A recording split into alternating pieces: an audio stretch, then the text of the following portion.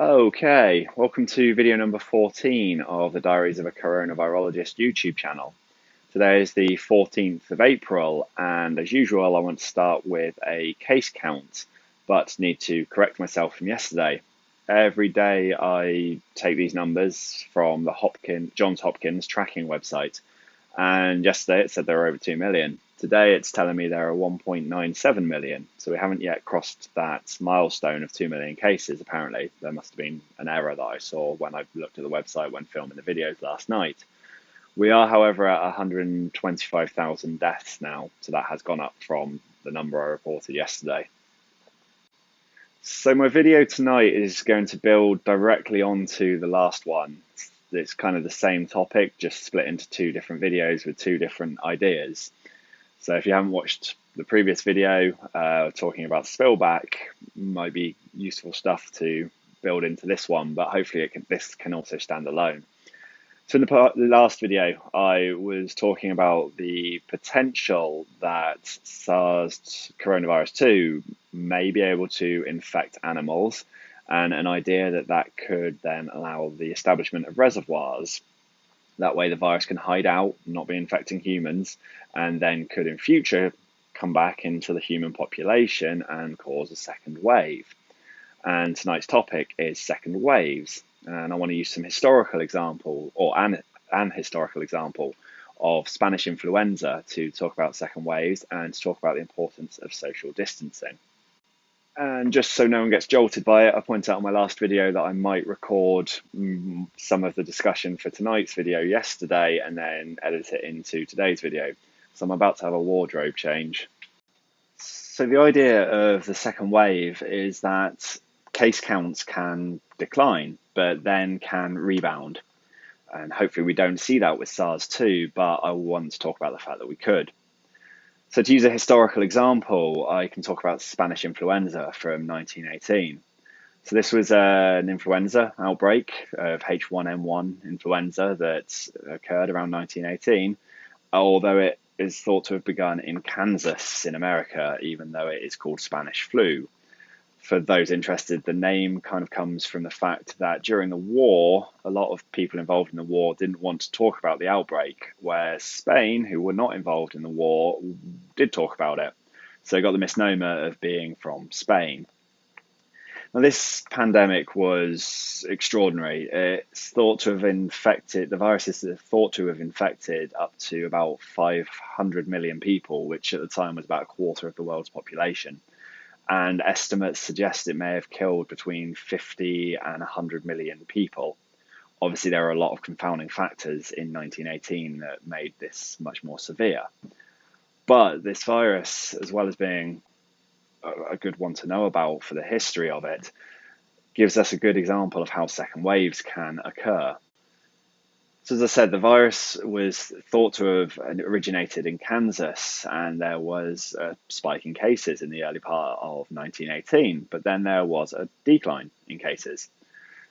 Then in the latter part of 1918, as we started to hit classical flu season kind of time, that's sort of September or October period of the year, as we start to go into the colder months, there was a massive increase in cases. This is the idea of a second wave. After that initial peak, there was a decline and then another uptick. And there was even a third wave of Spanish influenza later on. So the reason for using this as an example to sort of build on some ideas for SARS-2 is that we actually have some evidence from it about the importance of social distancing. So often used examples from things I've been looking at, and I'll put a couple of links down in the descriptions, are the comparisons between Philadelphia and St. Louis.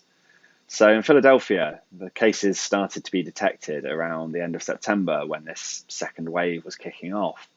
And they had a parade of about 200,000 people in attendance.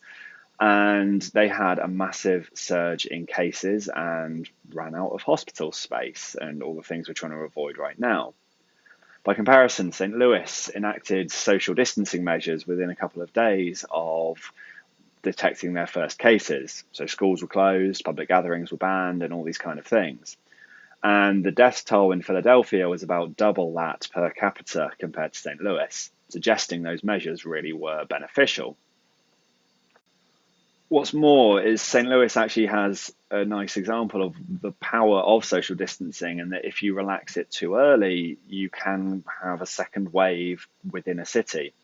So the data suggests that when St. Louis initially ended its social distancing measures and reopened schools and allowed public gatherings, there was another spike in cases and they had to reenact the measures.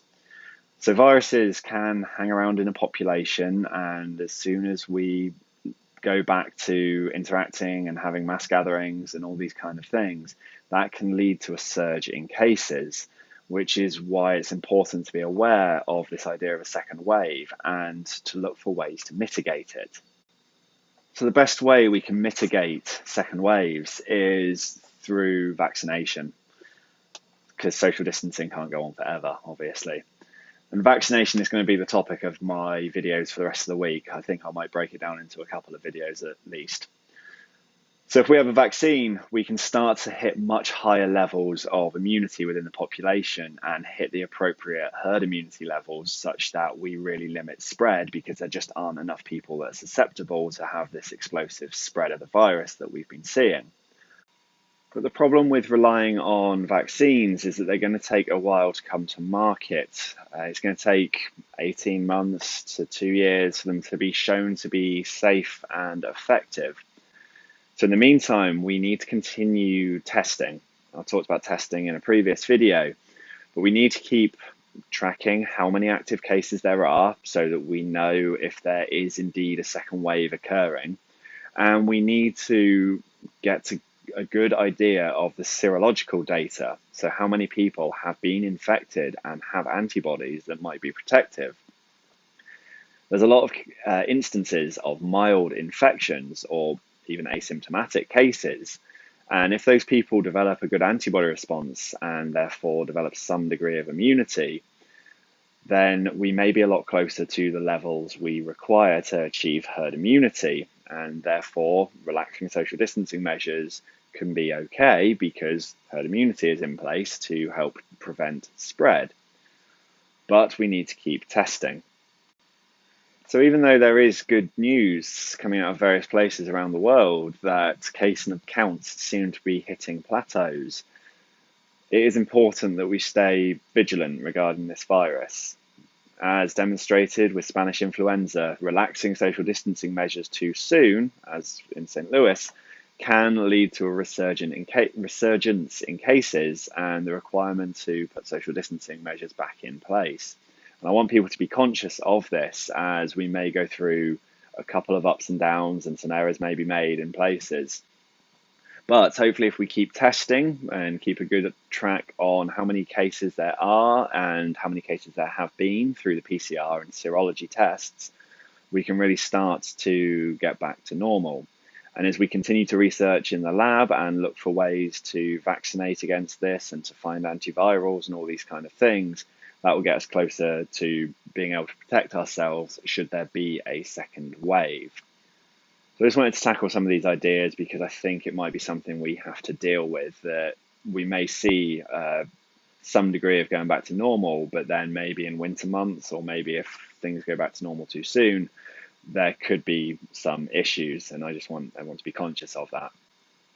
The other reason for having this video now is that it leads me into talking a bit more about vaccination, which I will do in some videos coming up over the next few days and maybe into next week, because I know it's a topic people are interested in and they've been asked about a few times.